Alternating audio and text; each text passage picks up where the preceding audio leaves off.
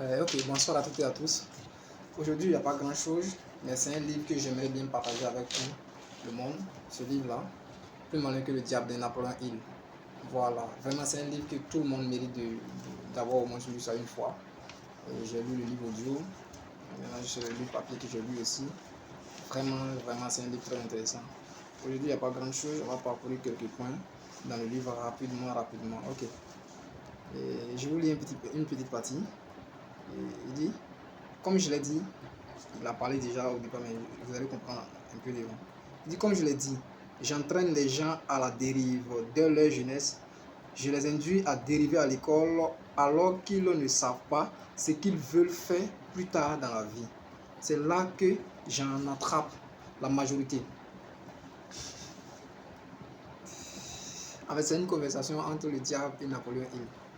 Et il interroge le diable pour savoir où est-ce que le diable attrape les gens. En fait, la dérive, les personnes qui dérivent, c'est les personnes qui n'ont pas d'objectif fixe, qui n'ont pas de but déterminé.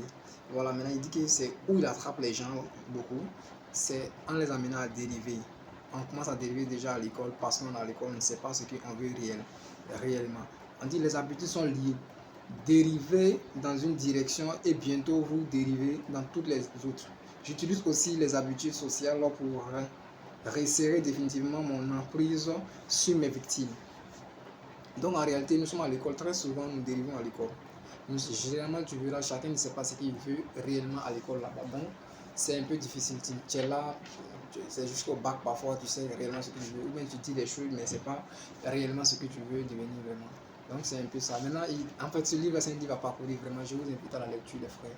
La lecture libère totalement, la lecture libère vraiment. Et là, il parle des les meilleurs pots de vin que le diable prend pour blaguer les hommes, bien entendu. Le diable, c'est pas ce que vous pensez en réalité. Le diable, c'est pas le petit Satan qui a créé pas, je sais pas, l'image qu'on a fait de voilà, un petit truc, un être bizarre, qui est pas bien noir, bizarre. Non, c'est pas ça le diable en fait. Le diable en réalité, si vous parcourez le livre, vous allez comprendre c'est quoi le diable. Le diable en réalité, c'est le diable, le diable se met dans votre esprit en réalité. C'est esprit en fait. Il se met dans votre esprit. Il pense, il vous fait penser des choses qui vous font dire que parfois vous êtes maître de la situation, mais vous n'êtes pas maître de la situation. En fait, c'est un usurpateur. Il a dit quoi? Qu'il y a l'amour. Les pots de vin qu'il prend pour tromper les gens. Il y a l'amour, il y a la soif de l'expression sexuelle, il y a l'attrait de l'argent, la part du gain, il y a l'obsession de la bonne affaire, le jeu. Il y a la vanité chez les femmes et l'égotisme chez les hommes. Il y a le désir de maîtriser les autres, ceux qui veulent toujours contrôler les autres. Le désir de poison et de narcotiques. Ça, c'est la drogue, la cigarette et tout en excès. Le désir de l'expression individuelle par les mots et les citations, et les actions, pardon. Le désir de l'expression individuelle. Les gens qui sont là toujours moi. On est là, on veut faire quelque chose ensemble, ils ne veulent pas moi seul je peux. Non. Le désir d'imiter les autres. Les gens qui veulent toujours être comme les autres. Non, pardonnez, apprenez à devenir comme vous-même. Le désir d'être un héros ou une héroïne. Non. Les gens qui veulent toujours qu'on a qu'à dire celui qui a fait ça, celui non, pardonnez, apprenez à devenir humble, très humble surtout. Le désir d'être des nourritures, les gens qui sont là toujours en train de pourrir derrière la nourriture, tout ça c'est les pots de vin facilement, ils sont facilement achetables. C'est un peu les trucs comme ça. Attends, on parcourt le livre ensemble. On va parcourir le livre, je vais vous montrer quelque chose là. On vient là. Et il parle par exemple, on parlait, très souvent vous voyez les gens qui font les vidéos sur le système éducatif.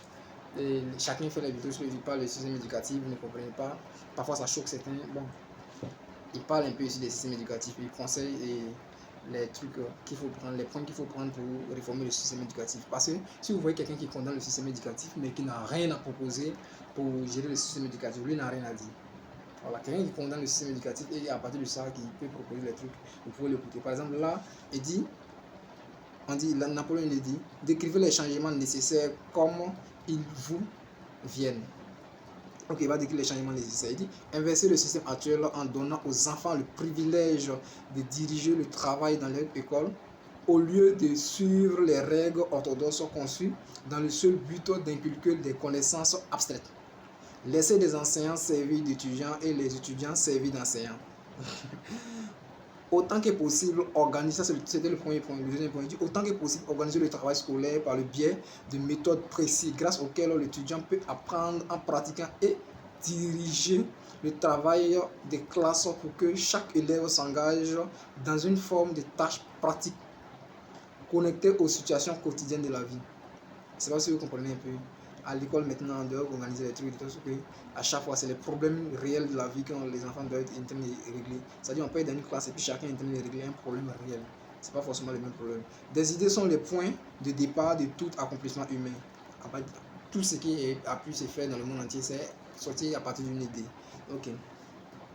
Enseigne à tous les étudiants comment reconnaître des idées pratiques qui peuvent être mises à profit pour les aider à acquérir tout ce que la vie demande. C'est ça ne trompe pas quoi. Troisième point, il dit enseigner aux étudiants comment planifier en utilisant le temps et par-dessus tout, les enseigner la vérité qui dit que le temps est à la fois le plus grand atout disponible et l'humanité est le moins cher. Vous voyez un peu, on parle de la gestion du temps là. Vous savez que la gestion du temps c'est quelque chose qui compte tellement. À présent, les jeunes jouent avec le temps, mais à un moment donné, chacun saura que le temps est de l'or. On continue encore. Il dit enseigner aux enfants la motivation de base qui influence tout le monde et leur montrer comment les utiliser pour acquérir le nécessaire et les luxes de la vie. Les nécessités et les luxes de la vie. Ça, c'est un point, tu vois un peu. On enseigne les enfants qu'est-ce qu'il faut faire pour avoir les nécessités et les luxes de la vie. Apprendre aux enfants ce qu'ils doivent manger. Ça, c'est important, ce qu'ils doivent manger. Même nous, les grandes personnes, en quelle quantité et relation qui existe entre alimentation saine et équilibre et bonne santé. Nous savons tous que ce qui rentre dans notre ventre là, c'est ça qui détermine notre santé. Donc, il conseille aux gens de bien manger, chacun de nous doit savoir que ce qu'il mange, c'est ce qui va déterminer sa santé. Apprendre aux enfants la vraie nature et la fonction des émotions sexuelles. Apprendre aux enfants la vraie nature et la fonction des émotions sexuelles. Nous avons grandi même, on ne connaît pas la vraie nature et les émotions, et la fonction des émotions sexuelles. Les enseigner que les émotions sexuelles peuvent être transformées en une force motrice capable d'élever celui qui les maîtrise vers des hauts sommets d'accomplissement. Là, parce que je parlais dans la vidéo là, à propos des émotions sexuelles. Les émotions sexuelles, il dit que ça peut nous élever si nous contrôlons les émotions sexuelles. En fait, en réalité, c'est le sexe qui fait que on travaille. C'est l'émotion sexuelle qui fait qu'on travaille, c'est l'émotion sexuelle qui fait qu'on veut se dépasser, c'est l'émotion sexuelle qui fait qu'on veut satisfaire et la famille et tout. L'émotion sexuelle est la plus puissante de toutes les émotions sur la terre. C'est la raison pour laquelle c'est à partir de ça qu'il y a la procréation. Vous savez, la procréation, c'est un cadeau waouh, c'est un cadeau magnifique. Okay. Enseigner aux enfants comment être déterminés dans tous les domaines en commençant par se choisir un but principal déterminé dans la vie. Ça, c'est très important, un but principal déterminé. Quelqu'un qui part, par exemple, il est au Burkina Faso et il part peut-être à Abidjan. S'il sait qu'il part à Abidjan, il peut peut-être prendre 24 heures pour arriver. Mais il se lève, il va au Burkina Faso, mais il ne sait pas où il part. Il continue, il part seulement. Lui, là, il peut faire 10 ans avant d'arriver en Côte d'Ivoire ou à Abidjan. Donc, avoir le but bien déterminé, quand le but est précis, on sait où on part, on arrive à fournir les moyens nécessaires pour atteindre le but. Il dit apprendre aux enfants la nature et la possibilité du bien et du mal. Ça, c'est important. Vraiment, la nature et la possibilité du bien et du mal. Appliquer au principe de l'habitude. L'habitude est très importante. Ce que tu fais, ton habitude devient toi, tu deviens ton habitude. Donc, c'est important. En utilisant comme illustration pour concrétiser le sujet, les expériences du quotidien des enfants et des adultes. C'est important. Il dit enseigner aux enfants comment les habitudes deviennent permanentes par la loi du rythme hypnotique et les influences à adopter si elles les font défaut. Des habitudes qui les mèneront à penser indépendamment. C'est important, les enfants doivent apprendre à penser indépendamment. Il dit enseigner aux enfants la différence entre une défaite temporaire et un échec et leur montrer comment chercher le germe d'un avantage équivalent dans toutes les situations d'échec. Ça, c'est important. Même nous, les grandes personnes, savoir quelle est la différence entre un échec temporaire et une défaite. Et entre un échec temporaire et une défaite totale. Donc, c'est très, très important. C'est très, très, très, très important. Et tu sais, les échecs temporaires, ça vous rend truc. Ça rend les gens qui ne dérivent pas, ça rend les gens forts, très forts. Et ça rend les gens faibles, perdants. Et je vous donne un exemple simple. Quelqu'un qui est fait pour l'échec, quelqu'un qui veut jouer, quand il échoue dans une situation donnée, et il se permet de pleurer sur son sort, vraiment j'ai échoué. Et puis bon, on est là, on a la compassion pour lui. Alors que quelqu'un qui est fait pour lui la victoire, quand il échoue, il dit shit, ok, j'ai échoué sur ce point-là, il n'y a pas de problème, je vais revenir, je vais frapper très fort. Il devient encore plus dur. Donc, apprendre aux enfants à exprimer leurs propres pensées, ça c'est important, sans aucune peur, et à accepter ou rejeter à volonté toutes les idées des autres, c'est réservant toujours en toute situation le privilège de se fier à leur propre jugement. C'est important, les gens doivent penser proprement d'eux parfois. Et bon, c'est trop de points, je vais sauter là, je viens ici. On dit apprendre aux enfants qu'il existe une loi d'amplification des retours qui peut être et devrait être adoptée comme une habitude, en rendant toujours plus de services et de meilleure qualité que ce que l'on attend d'eux. C'est très important. Et il vient là-haut. Voilà ce qu'il appelle la règle d'or. Il dit enseigner aux enfants la vraie nature de la règle d'or. Et par-dessus tout, leur montrer que dans la mise en application de ce principe, tout ce qu'ils font pour l'autre, ils le font pour eux-mêmes aussi. Ça, c'est important de savoir ça. Tout ce que vous faites pour vous et pour les autres, vous le faites pour vous-même. Vous savez que, pour les religieux, vous savez que les principes, Jésus, quand il voulait résumer, ça c'est les chrétiens, quand Jésus voulait résumer la parole de Dieu, Dieu tu aimeras l'éternel ton Dieu de ton cœur, de ton âme et de toutes les forces, et au-delà de ça, il dit tu aimeras ton prochain comme toi-même. C'est avec ces deux paroles-là qu'il a pu résumer mais tous les livres et toute la Bible. Donc vous imaginez un peu, au-delà de Dieu, le principe entre les personnes ici, il faut apprendre à faire ce que tu aimerais bien qu'on te fasse là.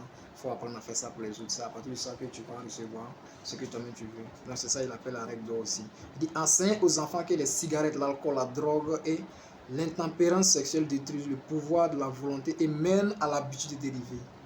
N'interdisez pas ces mots. Contentez-vous de les expliquer. Ça c'est important. Il dit enseigne aux enfants que la drogue, la cigarette, l'alcool, tout ça, ça détruit. Et les désirs sexuels l'intempérance sexuelle, ça détruit, mais de ne pas les interdire. Parce que vous avez remarqué, un être humain n'aime pas qu'on interdit. Quand vous interdisez quelque chose à quelqu'un, il veut connaître la limite de la chose, donc il a tendance à vouloir pratiquer la chose. Mais quand vous expliquez les conséquences que quelqu'un peut en tirer à partir de s'il fait quelque chose, vous voyez que la personne elle ne veut pas faire. Mais dès que vous interdisez la chose, la personne veut forcément faire. Nous tous, quand on était petit, quand on te dit il ne faut pas toucher ça, c'est ça que tu veux toucher. Mais quand tu comprends bien, quand il y a les parents, par exemple, quand l'enfant s'amuse trop vers le feu, la maman prend la main de l'enfant et met vers la flamme. À partir de ce moment-là, ça n'est en fait, on a fait une simulation des conséquences et à partir de ce moment, l'enfant il ne touche plus le feu encore. Vraiment, c'est important d'apprendre la lecture. Et pour ceux qui veulent vraiment se lancer dans la lecture, on peut les aider. Ceux qui veulent apprendre la lecture rapide, il y a ça aussi qui est là, la lecture rapide, ça vous permet de parcourir les livres très rapidement et bon, les mémoriser rapidement aussi. Donc vraiment, je vous invite la jeunesse à la lecture et vous faire des propres idées dans tout ce que vous faites. C'est important de penser librement, c'est très important de penser librement. Merci bien, c'était votre bonne soirée. Ciao, ciao, c'est votre ami Dan Nicolas. Abonnez-vous et partagez la vidéo pour ceux que ça a plu, bien entendu. Merci, bye bye.